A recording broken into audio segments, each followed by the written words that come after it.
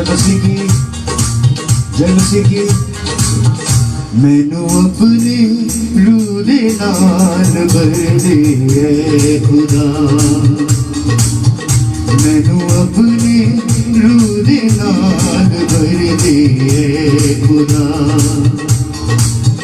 मैनू यीशु दे लहू नाल साफ कर दे ऐ खुदा, मैनू अपनी रूह दे नाल भर दे ऐ खुदा। हालेलुया। धन्यवाद करते हैं प्रभु को, आज एक सुनहरे दिन देखने के मौका हम लोगों को खुदा ने दिया, ये जानते हुए भी कि बाहर में दुनिया में बहुत सारे ऐसे इंसान हैं जो मर रहे हैं, बहुत कोई जा चुके हैं, लेकिन खुदा ने कहीं ना कहीं हम लोगों को चुना है अपने वचन में चलने के लिए, और वो वचन से फलवंत होने के लिए। और ये गीत भी एक ही बात कहता है कि फल से भर दे, और ये ज़रूरी है कि हम लोग के जीवन में फल हो, क्योंकि अगर जीवन में फल ना हो तो कहीं ना कहीं जीवन में हम लोग सूखने लगते हैं, और सूखते ही सूखते बिखर जाते हैं, परिवार से टूट के अलग हो जाते हैं। देखिए, कोई पौधों में अगर कोई पेड़ देखिएगा, पेड़ तब तक एक पत्ते के संग जुड़ा हुआ रहता है जब तक वो हरा भरा रहता है, लेकिन जब वो सूखने लगता है वो अपने आप पेड़ से अलग होने लगता है। और वचन में भी कहता है खुदा कि मैं ही वो द्राक्षलता हूं और तुम लोग वो सब।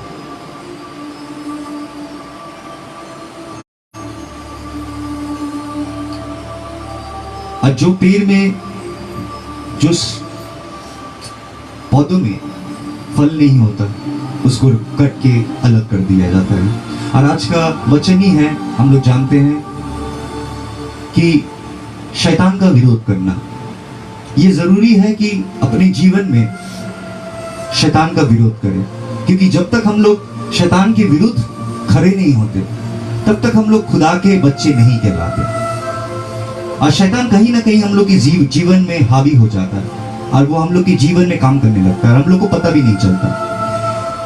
दुनिया में आज भी बहुत सारे ऐसे इंसान हैं जो शैतान में, खुदा में विश्वास नहीं रखते, और उन लोग सोचते हैं कि उन लोग की हर एक सोच जो उन लोग के दिमाग में आता है और वो लोग जो करते हैं, ये कहीं ना कहीं इंसान जिम्मेदार है। लेकिन वचन में ये बात नहीं कहता कि हर एक सोच जो हम लोग के जहन में आता है वो कहीं ना कहीं कुछ सोच शैतान से भी आता है, और वो सोच से हम लोग फंस जाते हैं, छुपाने लगते हैं। दाऊद के जीवन में भी ऐसे ही हुआ। एक सोच, जब उन्होंने बेतशेबा को देखा था, और वही सोच उसे गुनाह के रास्ते पे चला चुका था। और आज हम लोग लड़ने सीखेंगे, शैतान के विरुद्ध खड़े होने सीखेंगे, अपने जीवन में ईश्वर की आशीष और फलवंत होने सीखेंगे। आइए हम लोग गीत गाते हैं। ये गीत बहुत खूबसूरत गीत है, जुड़ जाइए मेरे साथ कि हम लोग प्रभु के हर एक दुख तकलीफ में, आनंद में उनकी आराधना करें, उनकी स्तुति महिमा करें, क्योंकि वो जलाली खुदा है। आमीन। वो जलाली परमेश्वर है, और जो कोई भी उसके साथ चलता है, जो कोई भी उनके नाम पे विश्वास रखते हैं, कहता है कि उनके नाम में पनाह है, कि जो कोई भी उसके नाम विश्वास के साथ लेता है उनको पनाह मिलता है, खुदा के चरण में उनको पनाह मिलता है। और हम लोग साक्षी है कि जहां जहां हम लोग दुआ करते हैं, आप लोग को कहना चाहते हैं कि पूरा दिन दुआ आते रहता है, और हर एक दुआ को खुदा ने कबूल किया है। जितने कोई भी बीमार है, हर घर से हम लोग को सुसमाचार सुनने की प्रभु ने एक साक्षी बनाया और एक जरिया बनाया कि हम लोग वो साक्षी सुन रहे हैं जिसमें प्रभु काम कर रहे हैं, और खुदा की जलाल हम लोग की जिंदगी में इस तरह आ जाता है कि हर एक इंसान खुदा का हो जाता है। और आज हम लोग सीखेंगे कि अंधकार दुनिया से लड़ने की क्षमता कहीं ना कहीं हम लोग को वचन से, कलाम से मिलता है। और वो कलाम हम लोग की जिंदगी में ठहरना बहुत जरूरी है। वो कलाम हम लोग की जहन में, हम लोग के दिलो जान में बसना बहुत जरूरी है। और अगर कलाम हम लोग के जहन में या हम लोग के दिलो जान में नहीं बसता, कहीं ना कहीं हम लोग गिरते हैं, हम लोग सोचते हैं कि हम लोग मसीह में हैं, हम लोग बहक जाते हैं, हम लोग प्रभु की वो डाली नहीं रह पाते जो डाली हरा भरा रहता है, जो डाली में फल धरता है। वो डाली टूट के बिखर जाता है और वो अग्नि के लिए इस्तेमाल होता है। और आज आप लोग देख सकते हैं कि प्रभु ने हर एक दुआ को कबूल किया है। और प्रभु को धन्यवाद दे। धन्यवाद बहुत छोटी सी शब्द है, लेकिन कभी कभी प्रभु ऐसे ऐसे काम करते हैं कि लगता है कि उनके लिए नाचे, उनके लिए गाए। एक आनंद विश्वासी के जीवन में आ जाता है, क्योंकि वो खुदा के ऊपर निर्भर करता है। और आज की वचन ही है विरोध करना। स्क्रीन पे आप देख सकते हैं, resist the devil and he will flee from you, James chapter 4 verses 7। याकूब के पत्र में हम लोग पढ़ लेते हैं 4 अध्याय 7 पद संख्या में कह रहा है कि विरोध करो शैतान का और वो तुमसे भागेगा। और हम लोग कहीं ना कहीं इसी में हम लोग हर कोई ठोकर खाते हैं कि हम लोग विरोध नहीं कर पाते। एक प्रचारक था, वो प्रचारक को रात में एक डॉक्टर ने, एक सर्जन, बहुत बड़ा सर्जन था, उन्होंने फोन किया। और फोन करके वो डॉक्टर बहुत परेशान था और वो प्रचारक को रात में फोन करके परेशान किया। और प्रचारक जब फोन उठाया तो वो प्रचारक को पूछा कि आप क्या जागे हुए हैं? तो प्रचारक ने कहा कि हाँ, मैं जाग गया हूँ, आपके कॉल आया तो मैं जाग गया हूँ। तो फिर वो बताने लगे कि एक औरत उनके अस्पताल में आई और वो औरत की हर एक हड्डी ऐसे करके तोड़ा हुआ था, हर एक हड्डी ऐसे करके तोड़ा हुआ था कि कोई भी ऐसे हड्डी नहीं था वो औरत की जो टूटा हुआ नहीं था। और उसको जब लाया गया था, उसको रिवाइव करने के लिए हर एक डॉक्टर कोशिश कर रहा था और वो सर्जन को बुलाया गया। तो जब सर्जन को बुलाया गया, सर्जन जब देखा कि उसके हर एक हड्डी टूटा हुआ और उसका बचने का क्षमता सिर्फ 1% है, अगर खुदा बचा ले तो वो लास्ट ट्राई करता है। वो क्या करता है, उनके रिब केज एरिया में वो एक काटता है और काट के वो अपने हाथ घुसा के उसके हार्ट को पकड़ के पंप करने का कोशिश करता है कि अगर उसका हार्ट रिवाइव हो जाए। लेकिन वो जब हाथ झुका के उनके जिस्म के अंदर हार्ट को रिवाइव करने का कोशिश कर रहा था, लेकिन उसको रिवाइव कर नहीं पाया। लेकिन जब वो वापस आए, वो प्रचारक को कह रहे कि वो जब वापस आए, वो जब ग्लव्स खोला, ग्लव्स खोलने के बाद उसको पता चलता है कि उसकी उंगली में एक कटने के निशान है और उसकी उंगली में एक छोटा सा कट गया था और उससे खून निकल रहा था। हालांकि वो ग्लव्स पहन के वो काम कर रहा था। तो प्रचारक को वो जब ये सब बात कह रहा था तो प्रचारक सुन रहा था। सुनते सुनते प्रचारक ने उससे पूछा कि तुम परेशान क्यों हो रहे हो? थोड़ा सा ही तो कटा है। बोले परेशानी ये बात के लिए नहीं है कि मेरे थोड़े से हाथ में कटा है, परेशान मैं इसीलिए हो रहा हूं कि जो औरत को लाया गया था वो औरत नशा करती थी और वो अपने आप को इंजेक्ट करती थी, इंटरवीनस नशा करती थी। और जो कोई भी इंटरवीनस नशा करता है उन लोग को एक बीमारी हो जाता है जिसको कहते हैं हम लोग हेपेटाइटिस सी। तो उसकी जो ब्लड था वो औरत की, वो ब्लड में हेपेटाइटिस सी था, उसको एक बीमारी था। तो वो प्रचारक को यही बात कह रहा था कि वो ग्लव्स पहन के भी जब हार्ट को रिवाइव करने की कोशिश किया, जब वो उन्होंने ग्लव्स को अपने हाथ को धोया तो देखा एक तो छोटा सा कटा हुआ। तो वो कह रहा है कि I think I have made contact with the disease blood. तो फिर प्रचारक ने उससे पूछा कि इतनी छोटी सी कट से वो बीमारी क्या तुम्हारे अंदर आ सकता है? डॉक्टर ने कहा आई एम अफ्रेड सो। हाँ, इतनी ही छोटी सी कट की जरूरत है कि एक बीमारी को अपने अंदर शरीर में आने के लिए। इसीलिए वो इतना परेशान था कि उसकी इतना छोटी सी कट था। हालांकि वो उसके बदन में हाथ ढुका के जब काम कर रहा था, उसके ब्लड में और वो औरत के ब्लड में कांटेक्ट हुआ छोटी सी कट से, और वो डर रहा था। और वो कह रहा है कि अभी भी अगर मैं टेस्ट करता हूं तो टेस्ट के लिए 7-8 दिन लग जाएगा, इसीलिए मैंने आपको फोन किया कि आप दुआ करें। और उसके लिए दुआ किया गया और वो सर्जन अभी भी खुदा की रहमत से बिल्कुल सही है। लेकिन अगर सोचना ये जरूरी है, सोचना ये जरूरी है कि अगर हम लोग के जिस्म में एक छोटी सी कट से ऐसे एक बीमारी आ सकता है, अगर हम लोग बीमार के कांटेक्ट में आते हैं, ऐसे एक बीमारी हम लोग के अंदर में प्रवेश कर सकता है जो बीमारी हम लोग की जीवन ले सकता है, तो हम लोग की आत्मा के क्या हाल है? हम लोग बहुत कोई ऐसे है कि आध्यात्मिक स्पिरिचुअल वे में हम लोग सब बीमार हैं, और ये बीमारी कहीं ना कहीं इंसान लोग उसको थ्रॉन हिसाब में कहते हैं कि मेरे एक जिस्म में एक कांटा है, जिसने पोलस ने जो बात कही थी, थ्रॉन इन द फ्लैश, कि there is a thorn in the flesh. और ये thorn in the flesh sometimes becomes when the spirit is fighting with a disease called sin. और हम लोग के जीवन में जब वो गुनाह हम लोग के आत्मा में प्रवेश कर जाता है, वो आत्मा को इतने दुर्बल कर देता है, उसको मार देता है, उसके गला को घोट देता है। और हम लोग जैसे एक बीमारी के कांटेक्ट में आने से जिस्म मर जाता है, पाप के कांटेक्ट में आने से खुदा की जो आत्मा है वो कहीं ना कहीं हम लोग मर जाते हैं। और इसीलिए आप लोग दुनिया में देख सकते हैं कि ज्यादातर इंसान लोग जानवर लोग की तरह हो गए। They don't know how to reason, they cannot reason with themselves, they are not considerate.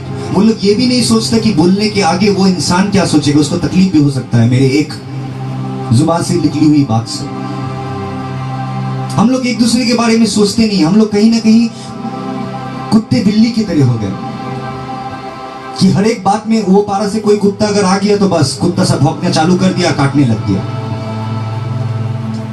और हम लोग जानवर की तरह ही जी रहे थे जब तक मसीह नहीं आए। और मसीह हम लोग को सिखाता है द मॉरल वैल्यूज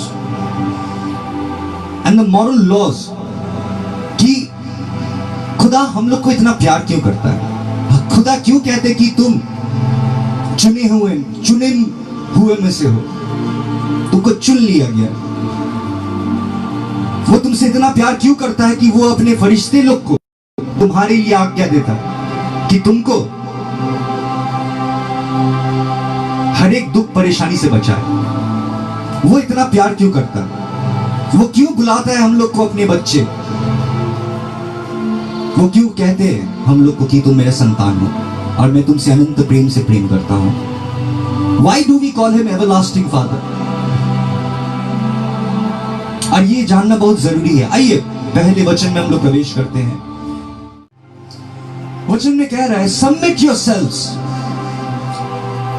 अपने आप को हवाले करो खुदा के पास और शैतान के विरुद्ध करो और वो तुमसे भागेगा। हम लोग के जीवन में शैतान तभी काम कर सकता है जब हम लोग उसके विरुद्ध नहीं करते। जब हम लोग विरुद्ध होके खड़े हो जाते हैं तब कहीं ना कहीं शैतान को पीछे जाना पड़ता है, उसे भागना पड़ता है। और हम लोग जब उसके हाथ मिला के उसके साथ चलते हैं तो वो हम लोग के जीवन में काम करता है। वो जीवन में क्या काम कर सकता है? एक चीज हमेशा याद रखना, शैतान कुछ भी करता है शुरुआत में वो फायदेदायक हो सकता है, शुरुआत में आपको लगे कि ये फायदा है मेरे लिए, लेकिन अंतिम में वो आपको नहीं नाश करेगा, नहीं वो आपको खत्म करेगा, नहीं वो आपकी कुछ ऐसी चीज चोरी कर लेगा जिससे आप जीते जी मर जाएंगे। इसीलिए उसको कहता है कि वो चोरी करने के लिए, वो हत्या करने के लिए, वो नाश करने के लिए आया है। और क्योंकि वो जानता है कि उसके समय बहुत कम है, इसीलिए वो किसी को भी, जो कोई भी मिल रहा है, वो अपने क्रोध में उसके जिंदगी को बर्बाद करना चाहता है, क्योंकि वो क्रोधित है, वो हार चुका है। और जो हार चुका है वही क्रोधित होता है, जो जीतता है वो नहीं। और वो क्रोध में है, और वो क्रोध में किसी के भी जीवन को बहका के, फुसला के उसके जीवन को नाश कर सकता है। और ये चीज को जानना बहुत जरूरी है कि क्यों हम लोग को अपने आप को खुदा के हवाले करें। क्योंकि अगर हम लोग अपने आप को खुदा के हवाले नहीं करते तो कहीं ना कहीं हम लोग शैतान के हवाले हो चुके। आप मानिए या ना मानिए, अगर आप खुदा के वचनों में नहीं चल रहे, अब शैतान के बन चुके हैं। हालांकि आपके जहन में आप सोचते हैं कि अब आप शैतान के नहीं, आप प्रभु के हैं, लेकिन वचन क्या कहता है ये जानना बहुत जरूरी है।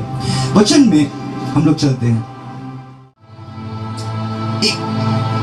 एक यूहन्ना 3:8 संख्या, 1 यूहन्ना 3:8 संख्या में कहता है, The one who does what is sinful is of the devil, because the devil has been sinning from the beginning.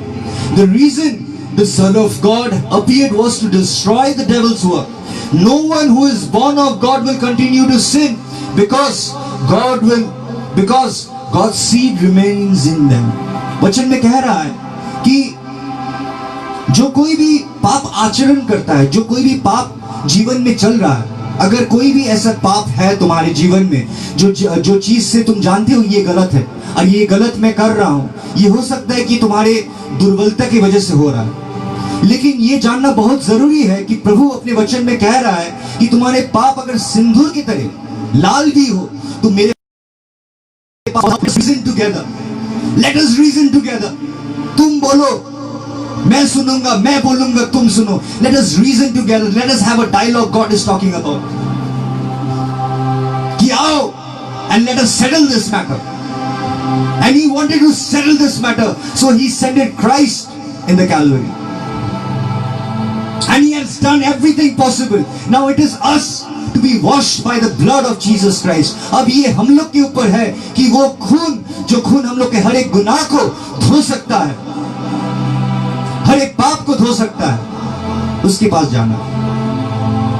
एक व्यक्ति ने कह रहा था कि अगर सही में खुदा की खून हम लोग के हर एक पाप को धो सकता है, तो फिर भी खुदा के मरने के बाद इस दुनिया में फिर भी गुनाह क्यों हो रहा है? फिर भी गुनाह क्यों हो रहा है? ये सवाल एक व्यक्ति ने एक प्रचारक से किया था, और वो प्रचारक ने कहा, आपको मालूम है कि एक जगह में उसको लेके गया, और वो जगह में लेके जाने के बाद उसको एक सलून में ढुकाया, और सलून में उसको ढुकाने के बाद उसको वहां पर ही बैठा के एक बात बोला, देखो यहाँ पर सलून है, और सलून को दिखाने के बाद वो बाहर जब लेके गए, वो वहां पर एक इंसान को दिखाया जिसके इतने लंबे लंबे दाढ़ी है, इतने लंबे लंबे बाल है। वो कह रहा है सलून है, लेकिन ये इंसान अभी तक बाल और दाढ़ी नहीं काटा, क्योंकि उसकी जरूरत ही नहीं है। वो सोचता है कि मैं ऐसे ही सही हूं। वैसे ही इस दुनिया में बहुत इंसान गंदे भी रहते, साबुन है धोने के लिए, लेकिन तभी भी गंदे रहना पसंद करते हैं, नहाते नहीं है, धोते नहीं है, साफ नहीं करते। इसके मतलब ये तो नहीं है कि इस दुनिया में साबुन नहीं है। अरे वैसे ही हम लोग के जीवन में जब तक हम लोग साबुन को लेके अपने आप पर मलते नहीं है, तब तक हम लोग की गंदगी नहीं निकलता। वैसे ही खुदा के पाक खून जब तक हम लोग के जहन में, हम लोग के अंदर में उसको इस्तेमाल नहीं करते, तब तक हम लोग पाप से नहीं निकल सकते। इसीलिए कहते तेरे मार खाने से यीशु मैंने शिफा पाई है, तेरे खून बहाने से